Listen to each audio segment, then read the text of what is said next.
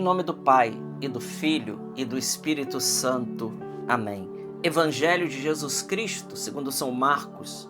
Glória a vós, Senhor. Jesus estava passando por uns campos de trigo em dia de sábado.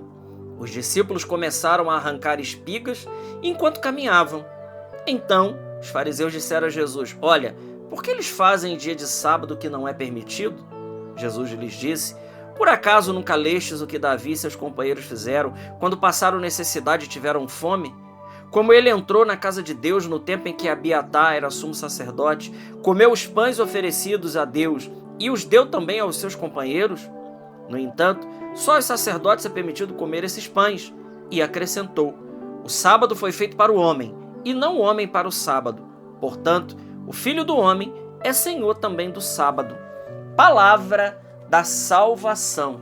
Glória a vós, Senhor. Meus irmãos, neste dia 21 de janeiro, nesta terça-feira, hoje, nós celebramos uma outra santa. Ontem, dia 20, celebramos São Sebastião, que também é do século III.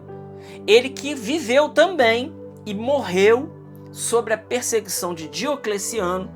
Hoje nós estamos falando de Santa Inês, que morreu com 13 anos de idade.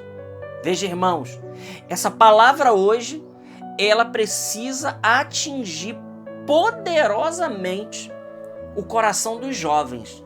Eu quero me dirigir a vocês hoje, jovens de Deus também aos adultos, também aos idosos, mas porque Santa Inês, com apenas 13 anos de idade, ela vive aquilo que era a verdadeira e genuína fé em Jesus Cristo.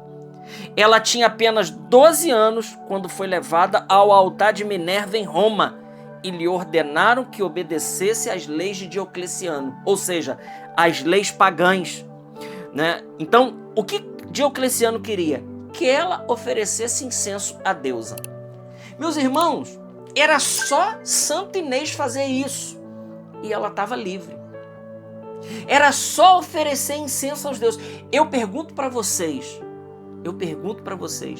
essa historinha que a gente ouve todos os dias, de que todas as religiões são boas, o importante é o amor, o importante é a caridade, de que todos os caminhos levam para Deus e que a gente pode fazer qualquer coisa da nossa vida, que o importante é o amor no coração, está evidente na vida dos mártires, na vida dos santos da igreja. Está muito evidente para nós que essa conversa é uma lorota do encardido.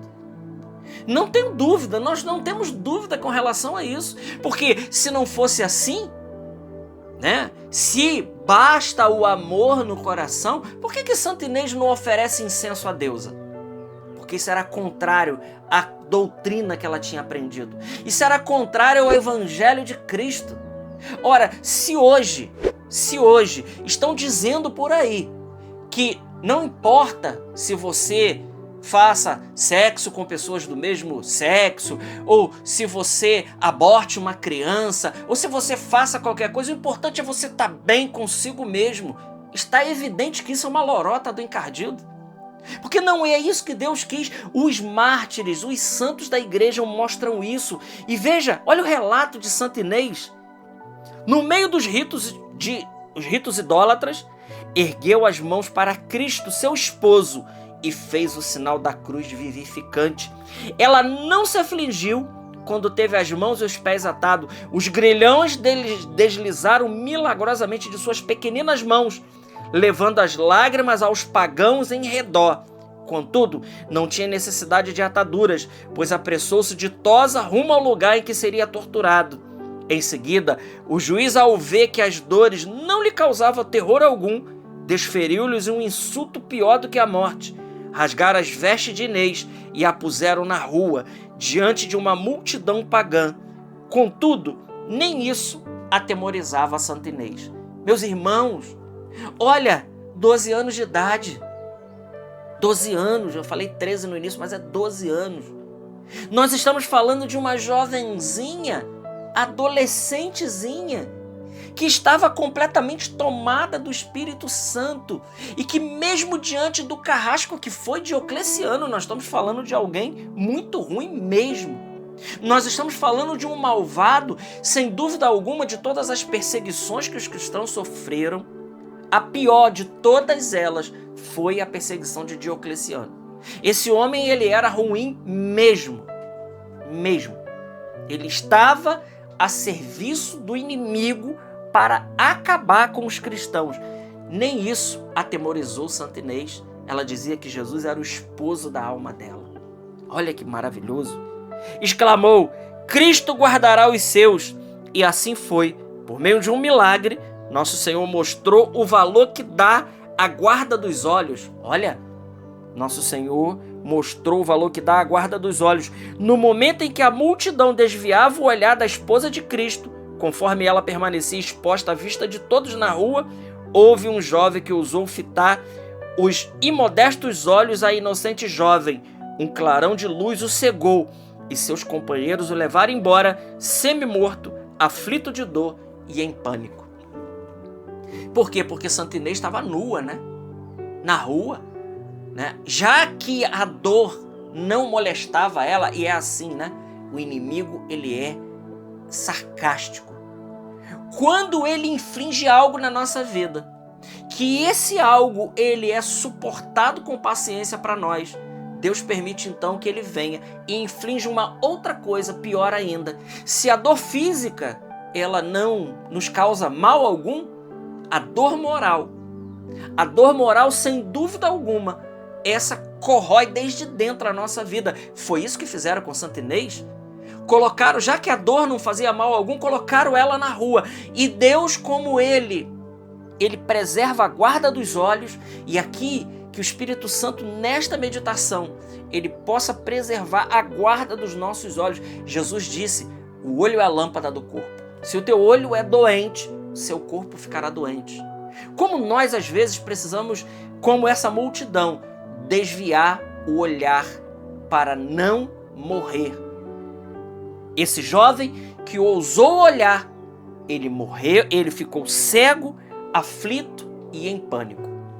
Quantas vezes nós precisamos desviar o nosso olhar daquilo que não é para a gente ver, né? Uma mulher mal vestida na rua, e você entende o que eu estou falando.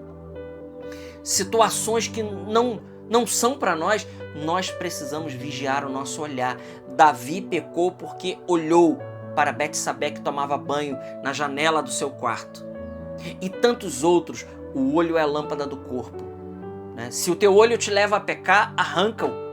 Esse milagre que Deus fez com Santa Inês, sem dúvida alguma, é para mostrar para nós que ele preserva, que ele quer a guarda dos nossos olhos. E que, como esse jovem que ousou olhar para Santa Inês e ele praticamente morreu, estava semi-morto, quantas vezes nós não desviamos o nosso olhar daquilo que não é para a gente ver e a gente também fica morto na nossa alma, morto na nossa vida espiritual. Meu irmão, minha irmã, Deus está falando com você hoje forte. Guarde seus olhos. O que você tem visto?